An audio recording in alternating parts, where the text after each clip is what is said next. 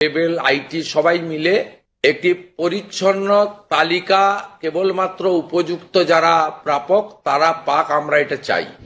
নবান্ন থেকে অন্নপূর্ণা যোজনার ফর্ম প্রকাশ করে দিলেন মুখ্যমন্ত্রী শুভেন্দু অধিকারী। সঙ্গে ছিলেন মন্ত্রী অগ্নিমিত্রা পল, মুখ্য সচিব, অর্থ সচিবের নেতৃত্বে জেলা শাসক, বিডিও, পুর কমিশনাররাও যুক্ত থাকবেন। কিভাবে মিলবে সুবিধা? নবান্ন থেকে পুরোটাই খোলসা করে দিলেন রাজ্যের প্রশাসনিক প্রধান। স্পষ্ট জানিয়েছেন যে এই প্রকল্পের ফর্ম চালু করা হবে এবং যারা যত দ্রুত আবেদন করতে পারবে এবং এনরোলমেন্ট সম্পন্ন হবে তারা তত তাড়াতাড়ি অন্নপূর্ণা ভান্ডার প্রকল্পে ৩,০০০ টাকা করে প্রতি মাসে পাবেন। এমনকি যতদিন না পর্যন্ত অন্নপূর্ণা ভান্ডার পাচ্ছেন ততদিন লক্ষ্মীর ভান্ডার বন্ধ হবে না। একটি ফর্ম লঞ্চ করছি, এটি আমাদের মহিলা এবং শিশু কল্যাণ দপ্তর, যার পূর্ণমন্ত্রীর মর্যাদা আছেন মাননীয় অগ্নিমিত্রা পাল মহোদয়া, তার দপ্তরের মাধ্যমে এটি নোডাল দপ্তর। প্রথমে অ্যাসিওর করছি তাড়াহুড়া করার কিছু কারণ নেই। সেক্ষেত্রে আমরা লক্ষ্মীর ভান্ডার যোজনা কর্মসূচি ততদিন অর্থাৎ চালু রাখছি যতক্ষণ না অন্নপূর্ণা যোজনার ফর্ম ফিল আপ এবং এনরোলমেন্ট কমপ্লিট হচ্ছে। তো এটা প্রসেসটা ডেলি চলবে। যেমন যেমন এনরোলমেন্ট হয়ে যাবে, ভেরিফিকেশন হয়ে যাবে, তারা অটোমেটিক কোর্সে লক্ষ্মীর ভান্ডার থেকে অন্নপূর্ণা যোজনায় চলে যাবেন এবং লক্ষ্মীর ভান্ডার তাদের অফ হয়ে যাবে। যতক্ষণ না এনরোলমেন্টের প্রক্রিয়া কমপ্লিট হচ্ছে ততক্ষণ লক্ষ্মীর ভান্ডারের যে সুবিধা তারা পাচ্ছেন সেই সুবিধা থেকে তারা বঞ্চিত হবেন না। মানবিক সরকারের এটাই প্রতিশ্রুতি। তাই একদিনে সবাইকে ফর্ম ফিল আপ করতে হবে, লাইনে দাঁড়াতে হবে, হুড়োহুড়ি করতে হবে, সব কাজ ফেলে আজকেই না করলে কালকে বঞ্চিত হব, এটা নয়। এটা একটা আয়কর দিলে সুবিধা মিলবে না। নবান্নের সাংবাদিক বৈঠক থেকে মুখ্যমন্ত্রী স্পষ্ট করেন আয়কর দিলে এই প্রকল্পের সুবিধা মিলবে না। একই সঙ্গে যারা ভারতীয় নন, ভোটার তালিকায় নাম নেই, তারাও এই যোজনার সুবিধা পাবেন না। সরকারি, আধা সরকারি চাকরি করলেও সুবিধা পাওয়া যাবে না। যারা অতিরিক্ত ইনকাম ট্যাক্সের আওতার মধ্যে পড়েছেন তারা, অর্থাৎ এখন ইনকাম ট্যাক্সের সিলিং জানেন আপনারা, আমি আর উল্লেখ করছি না। সেক্ষেত্রে কোনোভাবে প্রকৃত প্রাপক ছাড়া যাতে না পায়, সকলকেই আমরা দিতে চাই। কারা সুবিধা পাবেন? মুখ্যমন্ত্রী জানিয়েছেন অন্নপূর্ণা ভান্ডারের স্বচ্ছ তালিকা তৈরি করা হবে। যাদের এনরোলমেন্ট হয়ে যাবে তারা এই প্রকল্পের সুবিধা পেতে শুরু করবেন। সিএ এর আবেদনকারীরা এর সুবিধা পাবেন। এসআইআর ট্রাইব্যুনালে যাদের নাম তারাও পাবেন।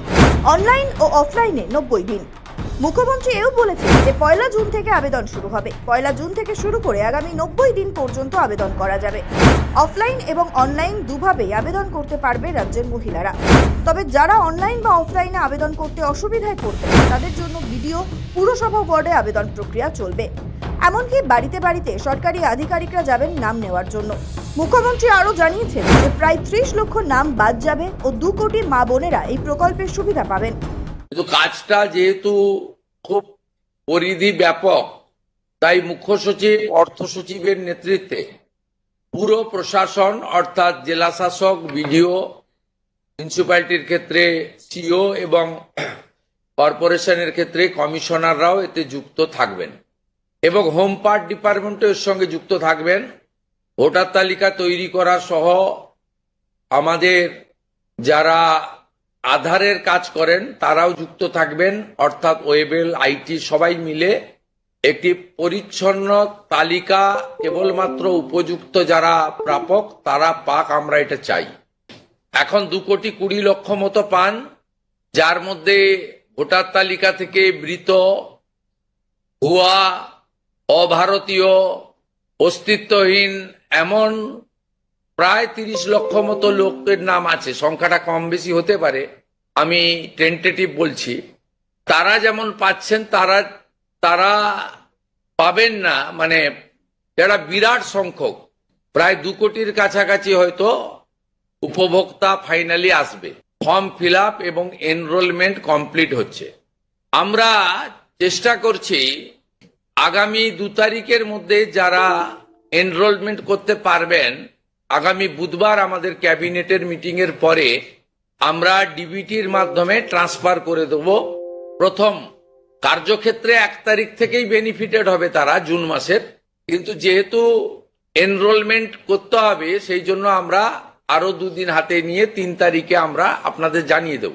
শুরু হচ্ছে, কিন্তু 1 জুন থেকে 90 দিন এই প্রক্রিয়াটা চালাবো। কিভাবে হবে? অনলাইনে হবে, অফলাইনেও হবে। বিডিওরা এবং পৌরসভা থেকে তারা করবেন। বড় পৌরসভা কর্পোরেশনের ক্ষেত্রে ওয়ার্ড ভিত্তিক, বড় ভিত্তিকও হবে। এবং আমাদের পঞ্চায়েতের সঙ্গে যুক্ত আধিকারিকরা, সুপারভাইজার বা অন্যরা বাড়ি বাড়ি গিয়েও একটা 30 দিনের ড্রাইভ দেবেন। লক্ষ্মীর ভান্ডার নিয়ে অভিযোগ।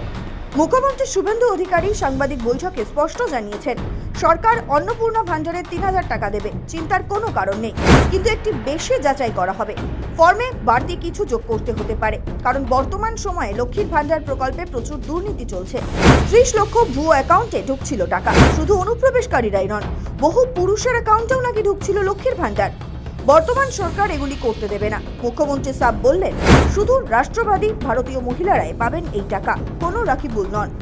এবং আমাদের প্রাথমিক ধারণা ছিল যে লক্ষ্মীর ভান্ডারের প্রাপকদের তালিকাটা ভেরিফাইড, কিন্তু আমরা ভুরি অভিযোগ পেয়েছি যে ভোটার তালিকা থেকে নাম বাদ গেছে, স্থায়ীভাবে নাম বাদ গেছে, এবং ট্রাইব্যুনালে বা সিএ তে অ্যাপ্লিকেশন করেননি এমন অন্তত 30 লক্ষের কাছাকাছি, অ্যাপ্রক্স বলছি, সংখ্যাটা আরো ক্লিয়ার হয়ে যাবে ফর্মগুলো ফেরত এলে, তারাও লক্ষ্মীর ভান্ডারের টাকা পাচ্ছেন।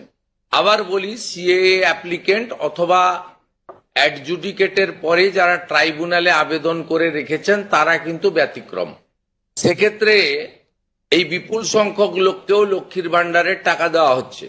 তাই অর্থনৈতিক স্বচ্ছতা, পশ্চিমবঙ্গে বসবাসকারী আমাদের মা বোন দিদি যারা উপযুক্ত এবং যারা এই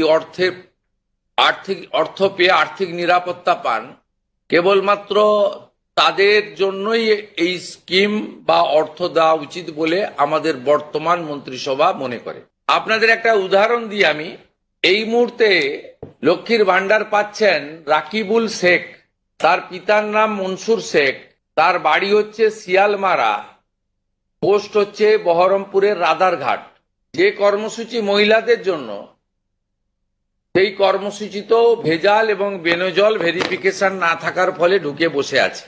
আমরা চেয়েছি রাষ্ট্রের মূল ধারার সঙ্গে যারা নাগরিকরা যুক্ত হয়েছেন তারাই বেনিফিট পাক, ছাড়া যাতে না পায়, সকলকেই আমরা দিতে চাই।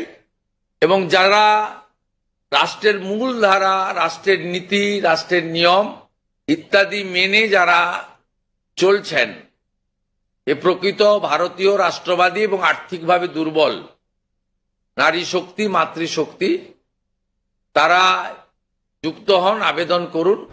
শুভেন্দু জানিয়েছেন, প্রতিটি পরিবারের থেকে পুঙ্খানুপুঙ্খ তথ্য যাচাই করা হবে, যাতে পরে কোনো সমস্যা না হয়। তার কথায়, লক্ষ্মীর ভান্ডারের তালিকা নিয়ে বহু অভিযোগ রয়েছে, তাই এবার নতুন করে ঝাড়াই বাছাই করেই উপভোক্তাদের তালিকা তৈরি করা হবে। আমরা এটাতে অন্নপূর্ণা যোজনার বেনিফিট যেমন দেব, তেমনি ফ্যামিলি ডাটাও সংগ্রহ আমরা এটাতে নতুন সরকার নতুনভাবে সংগ্রহ করতে চাই। আপনাদের সকলের সহযোগিতা প্রার্থনা করি। শুভেন্দু বলেন, প্রথমে ভাবা হয়েছিল তালিকা ভেরিফাইড, কিন্তু অনেক অভিযোগ এসেছে। ভুয়ো প্রাপক অভারতীয়দের বাদ দেওয়া হবে, স্বচ্ছতা বজায় রাখতে উপযুক্তদের টাকা দেওয়া হবে। এই স্কিম তাদেরই। নতুন সরকার ক্ষমতায় আসার পর এটি অন্যতম বড় জনমুখী প্রকল্প হতে চলেছে। বিশেষ করে লক্ষ্মীর ভান্ডার নিয়ে দীর্ঘদিন ধরে ওঠা অভিযোগের আবহে নতুন তালিকা তৈরির সিদ্ধান্ত যথেষ্ট তাৎপর্যপূর্ণ। এখন দেখার, আগামী 3 মাসের মধ্যে কত দ্রুত নতুন তালিকা তৈরি হয় এবং বাস্তবে কতজন এই প্রকল্পের আওতায় আসেন। সৌভিক সান্যাল ও অর্পণ সিংহের রিপোর্ট, সময় কলকাতা।